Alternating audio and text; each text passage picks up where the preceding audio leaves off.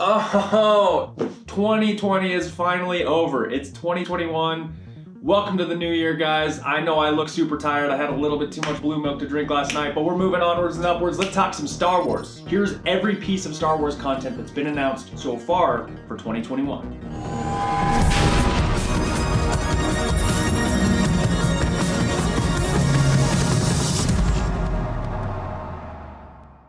It is the best time ever to be a Star Wars fan because last month, Lucasfilm announced a ton of TV shows and movies that are coming over the next few years.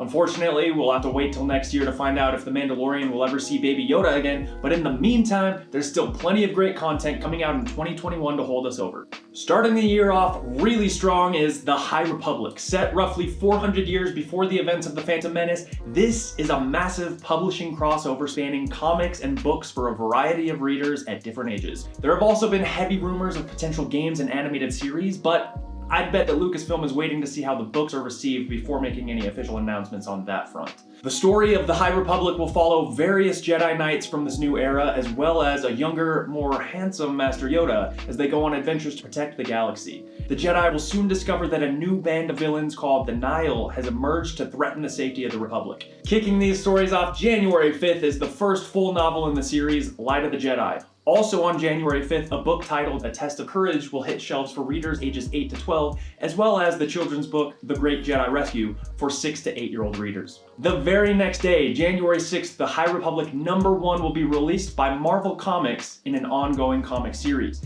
And the following month, on February 2nd, the story continues in the young adult novel Into the Dark. On February 21st, a second ongoing comic series titled High Republic Adventures begins.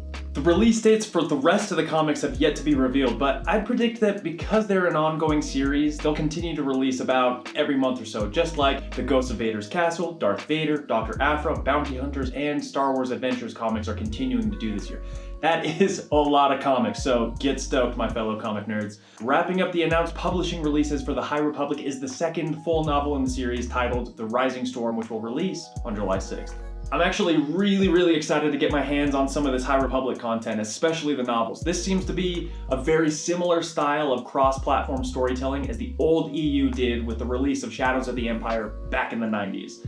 They released games, books, and comics that all told one massive story, all told from different perspectives, and each one added to the depth of the overall story. Hit like if you're a Shadows of the Empire fan and struggled as much as I did in the N64 game. That thing was a classic though. I'm hoping that this is similar and that because the High Republic is an unexplored part of the Star Wars timeline, that we get an epic story that's dished out in little pieces and parts. I always find storytelling of that nature very immersive, and when there's a payoff and reward for those that have kept up with all the bits and pieces of content. It's basically Lucasfilm saying, hey diehards, we see you, thanks for spending your money, and we're gonna reward you for keeping up with everything that we're putting out. So we'll be covering the storytelling of the High Republic as it kicks off in just a couple of days here and continues throughout the rest of the year, so stay tuned for that. Other book releases this year will include the final installment of the Alphabet Squadron series, Victory's Price, on March 2nd. The second book in the Thrawn Ascendancy trilogy, The Greater Good, will release on April 27th, and finally, on November 2nd, we'll also get a tie-in novel for The Mandalorian.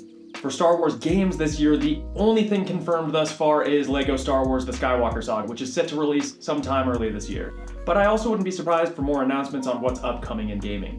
Disney Lucasfilm has also announced that we'll be getting an animated series called Visions. Each episode of those will basically be an individual story from around the Star Wars galaxy that we've never heard before in the style of anime. We don't have an exact release date for that, but we do know that it should be coming out sometime in 2021. Next on the list of Star Wars releases this year is The Bad Batch. Set in the aftermath of Order 66, The Bad Batch will follow the squad of clones that were introduced in the animated series The Clone Wars. Each squad member has a unique genetic mutation which sets them apart from their clone brothers and gives them special talents and abilities.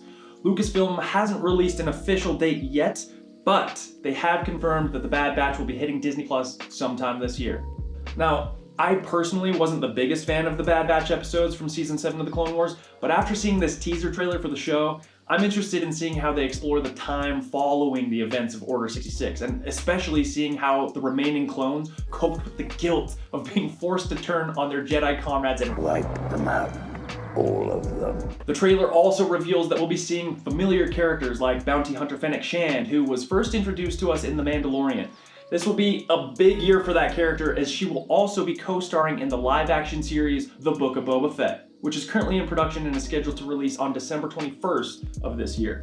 Now, this is definitely the Star Wars release that I'm most excited for this year. I wasn't really the biggest Boba Fett fan from the original trilogy. He was kind of all bark and no bite, but he looked super cool, and after getting to know him as a child and his father Jango from the prequel trilogy, I was definitely interested in finding out more about him. Even just the tiny bit of Boba Fett and Slave One that we got in The Mandalorian makes me so incredibly hyped for this show. Hit me up in the comment section below and let me know what Star Wars content you're most excited for coming up in 2021. There's also a really high chance that other children's books and adult novels will be released throughout this year, so hit subscribe and turn on notifications to stay up to date as soon as more dates for the High Republic are revealed.